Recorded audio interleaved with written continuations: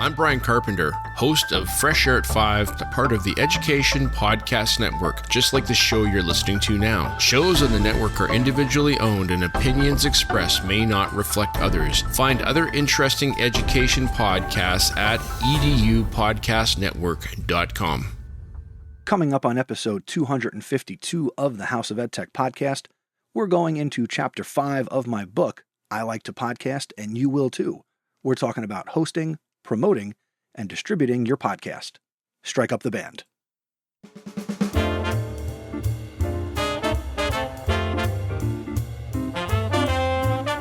Welcome to the House of EdTech. My name is Chris Nesi.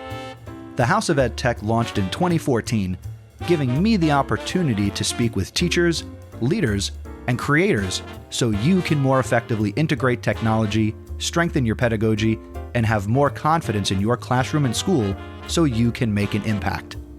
Get involved with the podcast by visiting my website, chrisnesi.com. Using technology isn't difficult, and this is where it begins. This is the House of EdTech. And I'm very excited to bring you this next episode of the podcast. As I said in the teaser, I'm going to be bringing you episode 5 of I Like to Podcast and You Will Too. This is the House of EdTech Guide to Podcasting that I self-published back in August of 2023. In addition to going through this next chapter of the book, I will also be providing you with additional commentary on the topic of podcasting. And I assure you, there are some things that are, and this is why I was not so keen on writing a book, there are things that are out of date in this book. So, good thing you're listening to it. If you want to pick up a copy of the book that I just told you might be a little bit outdated, it's okay. It'll be fine. You could pick up a copy of the book for yourself or someone else if you go to chrisnesi.com/I Like to Podcast. The book is available physically as well as for your Kindle. Now, if you don't want to pick up a copy of the book, but you are getting value and you want to show your appreciation, go to chrisnesi.com/support. I'd also like to invite you to join the Discord community where we can discuss the book, technology, and of course, education. Go to chrisnesi.com/discord. Also, as I teased in episode number 251, something big is coming, and here we are at the end of a calendar year. It is the 2024 House of EdTech Smackdown. That's right, we're back. It is time for the Smackdown. It's going to be episode number 257, and that's going to come out on December 22nd, 2024. Now, if you're a new listener, you don't know what the House of EdTech Smackdown is, so allow me to introduce it to you. At the end of every calendar year, I do the House of EdTech Smackdown, where you, the listener, contribute your favorite tech tips, tools, websites, resources.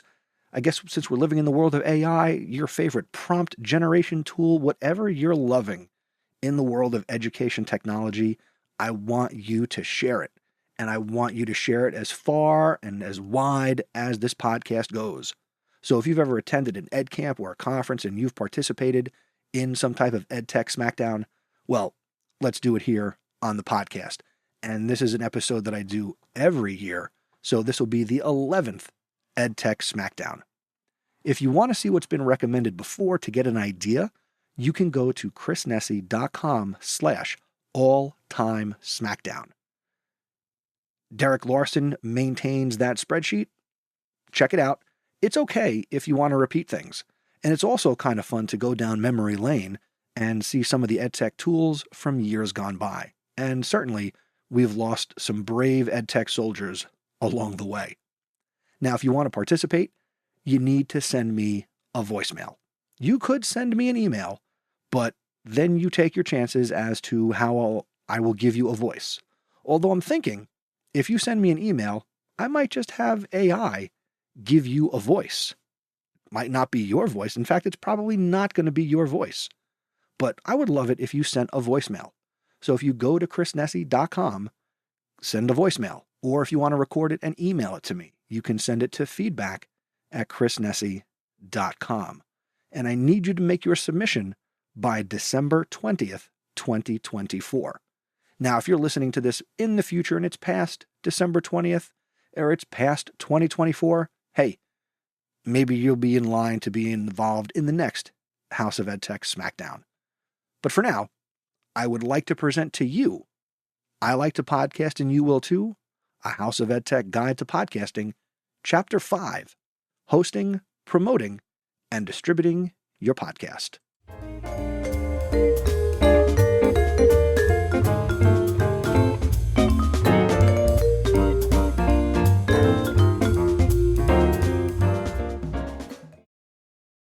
In today's digital age, podcasts have become a popular medium for sharing ideas and information.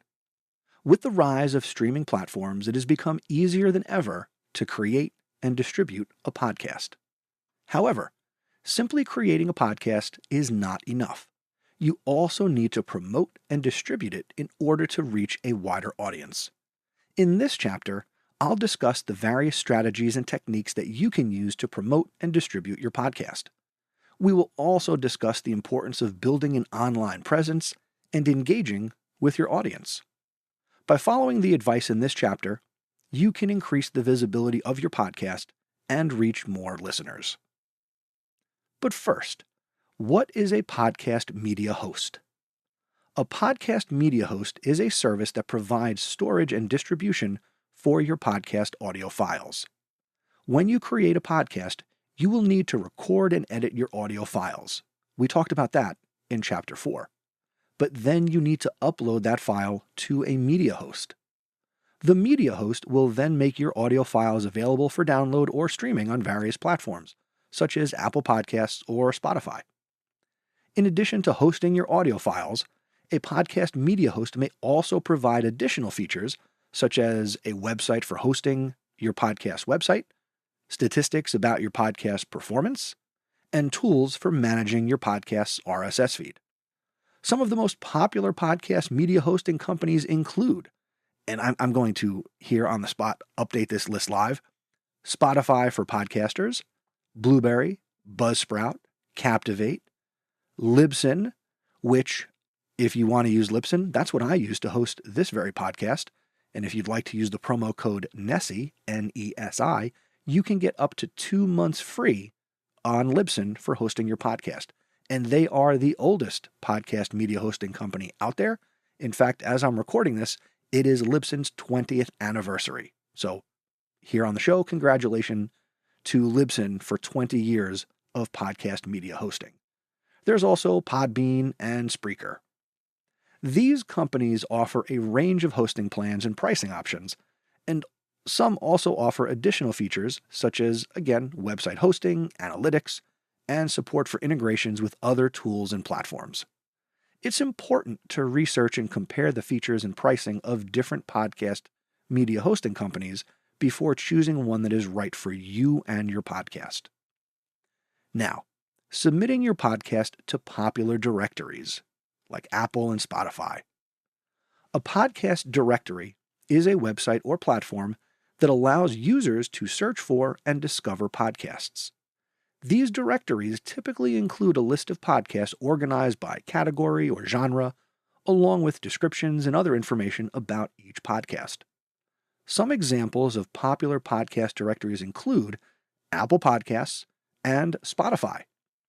Podcast directories make it easier for listeners to find and access podcasts on a variety of different platforms. Some directories also offer additional features, such as the ability to subscribe to podcasts and or leave reviews. How do you submit your podcast to a podcast directory? The process for submitting a podcast to a directory will vary depending on the specific directory you are using. In general, here are some simple steps for submitting your podcast to a directory. Number 1, create an account on the podcast directory's website. This will typically require providing your name, an email address, and some other basic contact information. Number 2, once you have created your account, you will need to provide the URL or the web address of your podcast's RSS feed. Your RSS feed is essentially a feed of information about your podcast, including the title, description, episode titles, and other metadata. If you are not sure where to find your podcast RSS feed, you can typically find it on your podcast hosting platform. Number 3. After you have provided the URL of your RSS feed to the directory, it will typically verify that feed and make sure it is valid and properly formatted. Let me add in here, if you're using a reputable media host, that RSS feed is created automatically, and it is also updated each time you publish an episode. You don't have to get into the code and the tags and a whole bunch of other stuff that I'm not here to talk about. But after you submit it, the validation should take anywhere from a few hours to a couple of days. Number 4.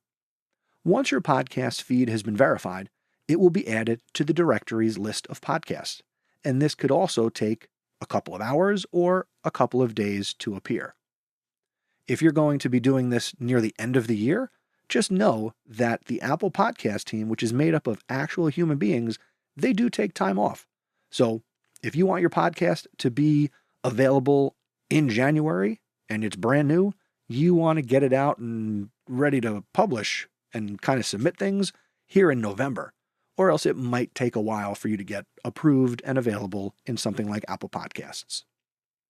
Back to the book. Number 5. Once your podcast has been added to the directory, you can typically update your podcast information, such as the title, the description, episode titles, all through the directory's website. You can also use the directory's website to view statistics about your podcast, such as the number of downloads, and depending on the media host you're using, you might be able to estimate the number of subscribers or followers to your podcast.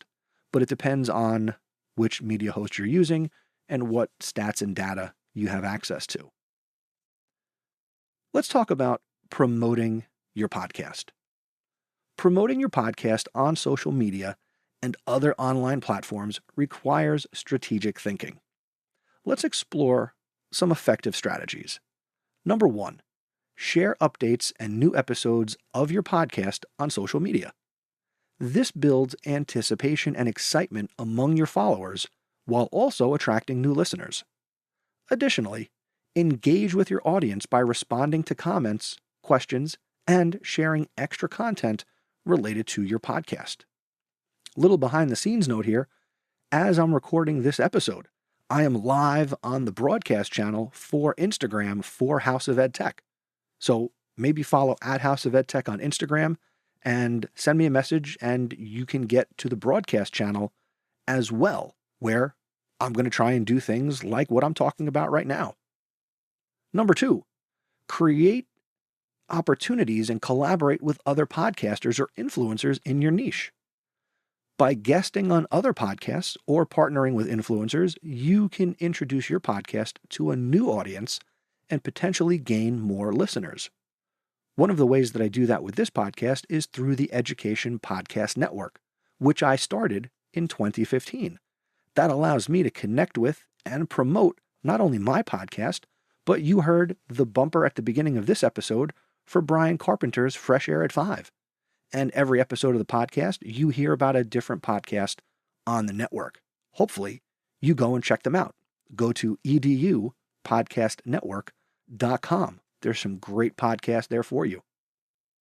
Number 3, increase the visibility of your podcast on social media by leveraging hashtags. Use relevant hashtags in your posts to make it easier for people to discover your podcast and join the conversation.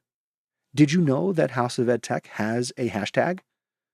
That's right, you guessed it. It's hashtag House of Ed Tech. Now, I also use the hashtag EdTech when I tweet and Instagram and TikTok. So when I put my content out, if other people are looking for EdTech content, I want them to see my stuff. And if you've never checked out the hashtag House of Ed Tech, go check it out. Let me know what you see, respond, and maybe add it to something you follow on a regular basis. Number 4, utilize the unique features of different social media platforms to promote your podcast creatively. This is what Gary Vaynerchuk calls creating with context. So, for example, You could share behind-the-scenes footage of your podcast recording process on Instagram, like I'm doing right now, or use something like LinkedIn to share articles and written content related to your podcast topic. If you're using Instagram or Twix, which I'm going to go with Twitter and X's Twix. I'm going to call it Twix. 2 for me, none for you. I love Twix. Anyway, create with context. If I'm doing something on Instagram for the podcast, it's going to be more visual. If I'm doing something on LinkedIn for the podcast, it's going to be more informative, and I'm going to make sure it's very formal and not like I use other social media platforms. Or if I'm using Twix, then it's going to be, limited to 240 characters and things of that nature. Or if I'm promoting an episode or content on Facebook, I'm going to use the platforms as they're meant to be used. So I might put the same piece of content out in a couple of different ways on a few different platforms. Number 5, consider utilizing paid advertising on social media platforms like Facebook and Instagram. Running targeted ads can help you reach a larger audience and attract more listeners. Now, I'll be honest, this is a strategy I share, but it is not a strategy that I have tried with the House of EdTech. From what I understand, I could, or you could, target your ads, and I could go on something like Facebook and say, I am looking for people who identify as educators in the education field, and put a whole bunch of different keywords in, and I can really target some Facebook posts as ads. I could run ads on TikTok. I could boost posts on Instagram. Haven't done it yet, but maybe it's something you could consider to, again, reach a larger audience and potentially attract more listeners. Number 6, to succeed, consistency, engagement, and creativity are essential.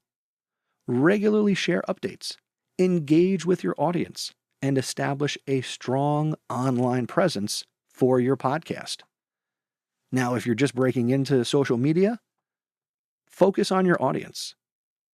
Don't focus on the number of followers. Don't focus on the number of likes. Focus on bringing your A game in your podcast episodes and the way that you engage. If you have and this is really relative, a small following, then take the time to engage with everybody and anybody who engages with you. Maybe you'll get to the point where you can only do for some what you wish you could do for everybody. I'm in a position where if I'm getting comments, I'm doing my hardest, my damnedest to reply to those comments. All right, now let's explore some popular and effective social media platforms for promoting your podcast. I mentioned Twitter or Twix or X, and obviously this platform enables real-time updates and audience engagement. You can share links to new episodes and respond to comments and questions from listeners. Threads. This is a platform similar to Twitter. It is tied to your Instagram account, and it was one of the fastest growing apps of 2023. And as we're here at the end of 2024, it is still growing and becoming more popular. Facebook. You can reach a large audience through this powerful platform. You can share updates about your podcast. You can run targeted ads. You can host a Facebook group. You can start a Facebook page for your podcast, all for the purpose, not just to promote, but to connect with your audience. I can't stress that enough. Use social media to connect with people, not just jack up your download numbers. If you connect with people, the downloads will come. Same for Instagram and LinkedIn. You can leverage Instagram's visual appeal to share behind-the-scenes footage and engaging content related to your podcast. And again, you could also run ads. And for LinkedIn, connect with professionals and influencers in your niche on this professional networking platform. You can share written content, videos, and articles related to your podcast's topic. Remember, the choice of the best social media platform for promoting your podcast depends on your specific goals and your audience. Consider the unique features and the demographics of each platform to decide where to focus your efforts. Next up, building an email list. There are several reasons why a podcaster should build an email list. An email list gives you direct access to your audience. By collecting email addresses from your listeners, you can send them updates and announcements about your podcast, as well as special offers or other content. This can help to foster a sense of community among your listeners and keep them engaged with your podcast. An email list allows you to reach your audience even when they are not actively listening to your podcast. For example, if someone subscribes to your email list but then stops listening to your podcast, you can still reach them and send them updates and reminders about your show. This can help to keep your podcast top of mind for your audience and prevent them from losing interest. An email list can help you grow your audience as well. By offering a compelling incentive, such as a discount or exclusive content, you can encourage people to join your email list and you can attract new listeners to your podcast. You can then use your email list to keep these listeners engaged and encourage them to become regular listeners of your podcast. Some examples of popular list building companies include Aweber, ActiveCampaign, Campaign Monitor, Constant Contact, ConvertKit, Drip, GetResponse, HubSpot, MailChimp, MailerLite. I use MailChimp for the House of EdTech podcast, but something that I'm considering exploring is Substack. I know a lot of educators are growing an email list using Substack because that's where they are blogging and publishing some of their content. So it's something I'm looking to learn more about. But back to the book. These companies offer a range of features and pricing options, and some also offer additional tools and services for managing and growing your email list. It's important to research and compare the features and pricing of different email list building companies before choosing one that is right for your podcast. Building an email list is an important part of promoting and growing your podcast. By collecting email addresses from your listeners, you can stay connected with them and keep them engaged with your podcast. The only thing that I really do with my email list is send out the podcast show notes. So when I release an episode, if you're on my email list, a few days later, you're getting an email with the show notes and a link to subscribe in different places. And I believe also right from the email, you can download the MP3 file for the podcast episode. So that's something I'm doing. And again, when I say on my website that I'm not going to spam you, I'm not sending out an email every week or multiple times a week. Although maybe I should send out more emails. I don't know. Do you want to get more emails from me? Let me know. Send me an email, feedback@chrisnessy.com, and let me know if you want more emails from me. Okay, let's wrap up this chapter. Here's the conclusion. It almost doesn't need to be said, but hosting, promoting, and distributing your podcast are essential steps in creating a successful podcast.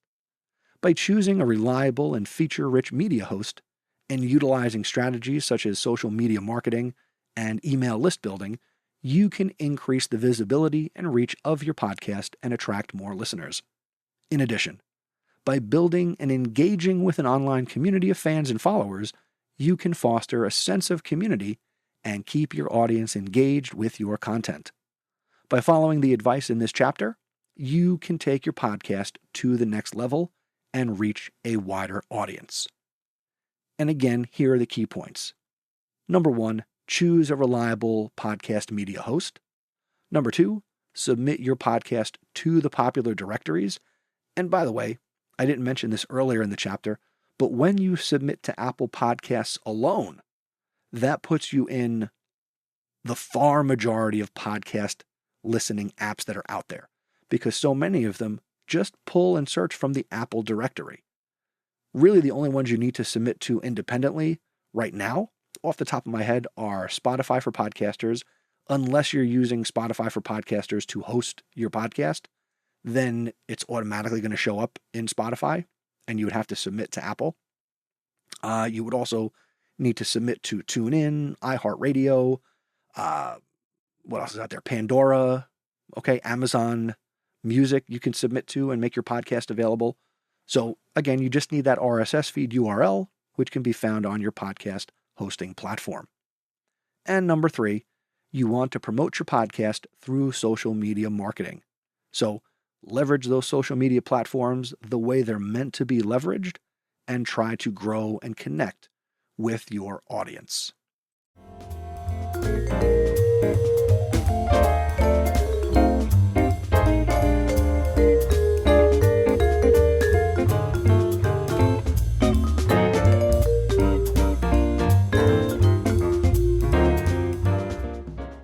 All right, here are the action steps that I'd like you to consider taking if you are ready to start a podcast or you've been thinking about it. And some of these action steps might apply if you are already podcasting. Research your hosting platforms. Compare hosting options to find the best one suited for your podcast goals and your budget. Now, if you're already podcasting, what hosting platform are you using? And what do you like or dislike about it? Number 2, submit your show.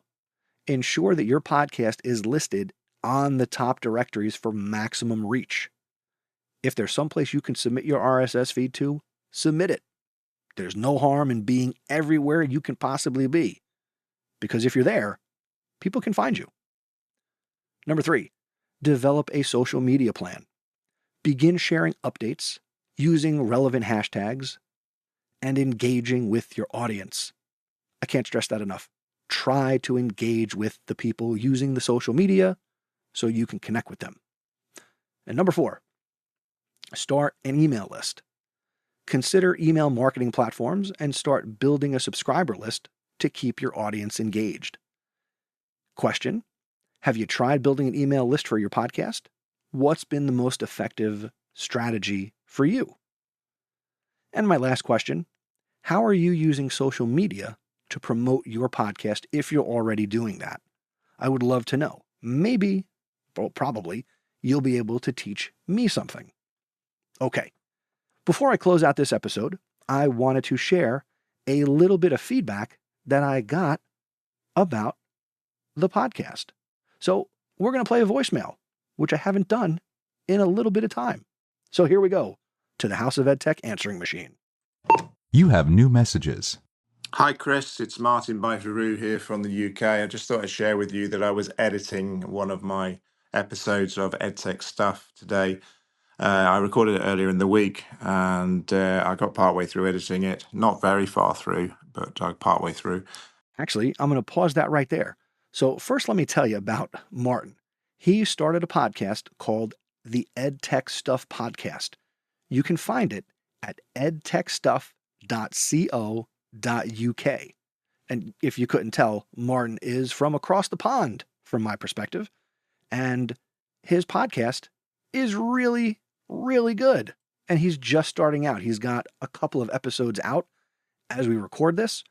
And I'll read you right about it. I'm going to read you right from his website. All right. Welcome to the home of the EdTech Stuff Podcast, the essential new series for network managers and IT technicians in the education sector. Dive into engaging discussions, expert insights, and practical advice tailored to the unique challenges of supporting IT in educational environments. Each episode focuses on the most pressing topics from infrastructure innovation, ensuring you stay at the forefront of technology and education.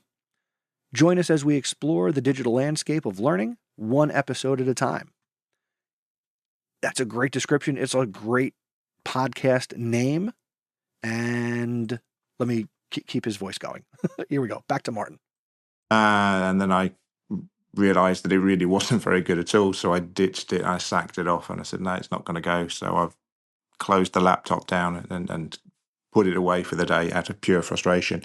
Lesson to myself is that the quality and the quantity, the pace and the flow and the preparation really that I have to put into these is higher than I expected it to be, really. So the worst bit was I've now emailed my guest who gave me an hour and a half of their time to let them know it's not going to be released. I've explained to them that it's a failing on my behalf, not their behalf, and hopefully they'll find time to talk to me again. But a lesson for anybody else that's listening to your podcast, really, if you do record something that's not up to the standards and the quality that you set yourself, then don't let it go out. Don't release it. If you wouldn't like to listen to it, then don't expect anybody else to.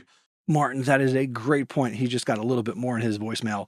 But yeah, I talked about that just in chapter 4 and editing, and the fact that because you're recording it, you don't have to release everything you record. And yeah, Martin had to send probably a difficult email to a guest who gave their time to him to have a conversation. And I'm sure that wasn't an easy email to send, Martin, but you sent it. And I'm sure that the next time you chat with that individual, you will have already learned some new things and you will make that interview and that conversation that much better. All right, back to Martin. Personal note for you, thank you for the episodes that you're putting out and the podcasts you're putting out. I like to podcast, and you will too. I'm thoroughly enjoying listening to it, Thank you. and it has given me the catalyst that I needed, the push that I needed to actually do this myself. So you asked for voice notes. I have no idea whether anyone actually does it, but I thought I'd send you one anyway, just to see how it goes. Great technology. I like the way that this works. So I'm not going to pick up on it straight away, but at least I know that it is possible. So anyway, 15 seconds to go, so I'm going to close. Thank you very much for everything you're doing. Keep it up. I, for one, am certainly enjoying listening, and I look forward to recording my next episode soon. Thank you. Cheers. Take care. Bye-bye. Martin, thank you for the email. And for you who's listening, if you've never sent me a voicemail, that's how easy it is. Just go to chrisnessy.com or chrisnessy.com/voicemail, and I can play your voicemails right here on the show if you've got a question, a comment, and that's kind of how the EdTech Smackdown goes. But Martin made some really great points in there, and Martin, my advice to you is just keep hitting record. Every time you record a podcast episode, the learning curve gets a little bit closer to flat. I don't know that it's ever going to be flat. I'm here in episode 252, getting ready to finish up my 10th year of the podcast, and I am still learning new things. I actually most recently tweaked how I'm post-processing the audio in these recordings. So this episode might sound a little different if you're really, really paying attention. Or it might not. It depends on how closely you listen to how the episodes are edited. But maybe go back and forth. Listen to a little of episode 251 and then come back in here to episode 252 and let me know if there is even a difference. I know I see a difference in the waveform, but that's neither here nor there. Make sure you check out the EdTech Stuff podcast at edtechstuff.co.uk by Martin Byford-Rue. And I will have a link to that in the show notes, which are a swipe or a tap away, or you can head out to chrisnessy.com/252. And that's going to do it for this episode. Let's put a bow on it.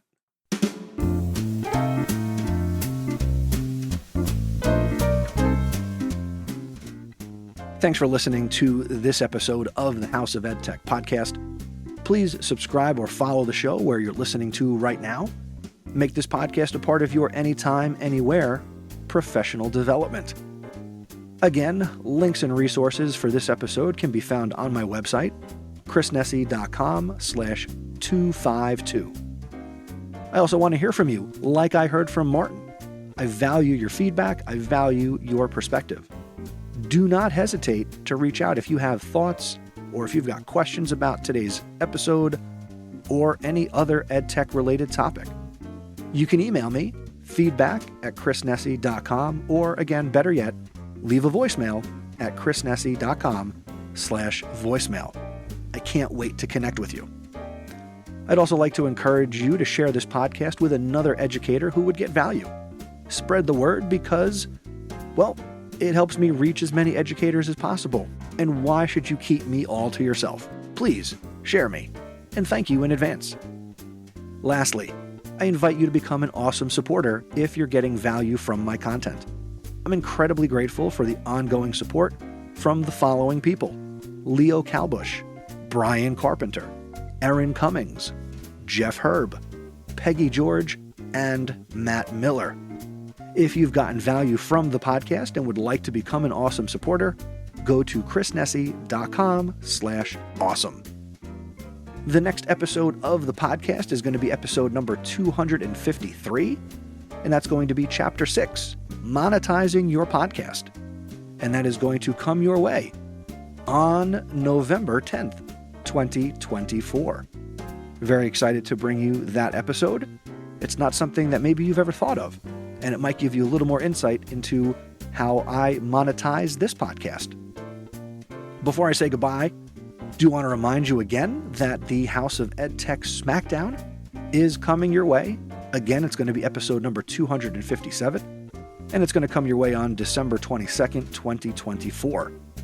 You can check out the previous submissions, and it's okay if those things are still awesome and you want to recommend something that's been recommended before. But if you'd like to get an idea, go to chrisnessy.com/alltimesmackdown. And that's going to come your way on December 20th, 2024. This has been another fun one. I'm looking forward to bringing you Chapter 6. And if you're listening to this, I did miss a week. Yankees were in the World Series. Wasn't a great time. Got to go to Game 4. But that's a story for another day. Until next time, thanks for learning with me. And remember, using technology isn't difficult. Just give it a try.